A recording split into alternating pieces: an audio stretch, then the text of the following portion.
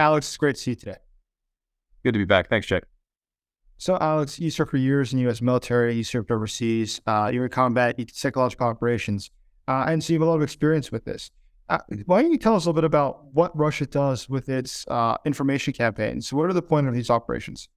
Sure. Russia has used elements of information operations, whether it be deception or influence, et cetera. When an adversary does it, we'll call it propaganda or disinformation, to try to do a few things. One, to shape conditions on the battlefield for their military operations that they're running, whatever that happens to be in a particular area.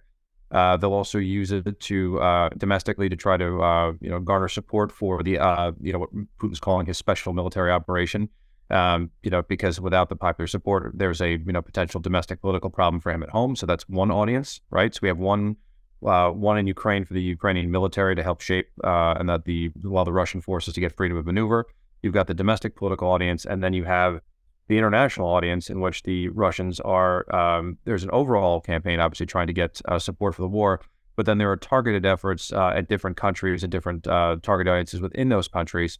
For example, inside the United States, we see them targeting a lot of folks who have some conservative viewpoints and hoping that they could try to align, some of Putin's talking points because they don't support Biden politically. And so we're seeing them try to drive a wedge domestically in the U.S. for political purposes. So you've seen this before in the case of other countries, but tell us, did you see it ever before in Ukraine, for instance? Yeah, I saw it firsthand, actually, when I was in Ukraine the first time in 2014 during the revolution. I arrived just days after the prime minister had left. There was all of this propaganda on television about, the anti-Russian, Ukrainian fascists running around targeting the Russian diaspora and the violence. And I arrived in Kyiv. I didn't see it. I flew out to Lviv, which was supposed to be the epicenter of all this, pro-Western, anti-Russian. There were tourists milling about in chocolate shops, like shopping. There was nothing going on. There was no violence. None of this that was being purported was real at this point. So it was very clear it was a shaping operation.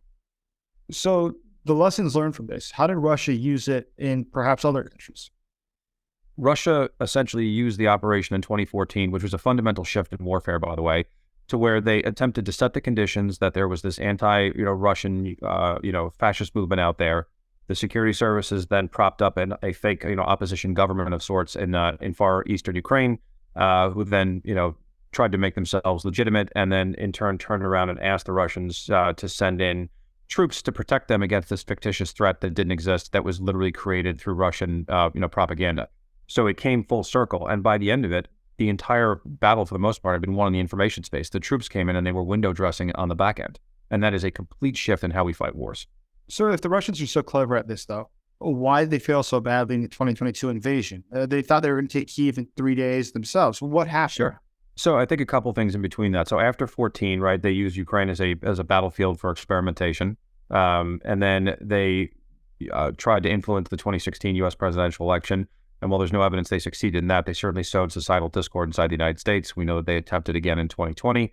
And I think they got cocky, and their intelligence services also told Putin what he wanted to hear. I mean, the ridiculous rumors that were flying around that, that President Zelensky was, using, drugs, cocaine was mentioned, and that he was, a fascist, even though the man is Jewish and lost family in the Holocaust. Like, the entire narrative is just nonsense.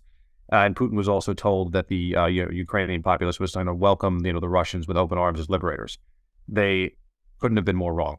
The Ukrainian people did not buy the narrative. I was in Kyiv in October not that long ago. I saw it again firsthand for myself.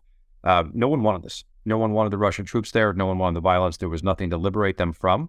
This was purely, Putin trying to take territorial gains back for a part of what he saw as the core of the Russian Empire that should have never been given up after the fall of the Soviet Union.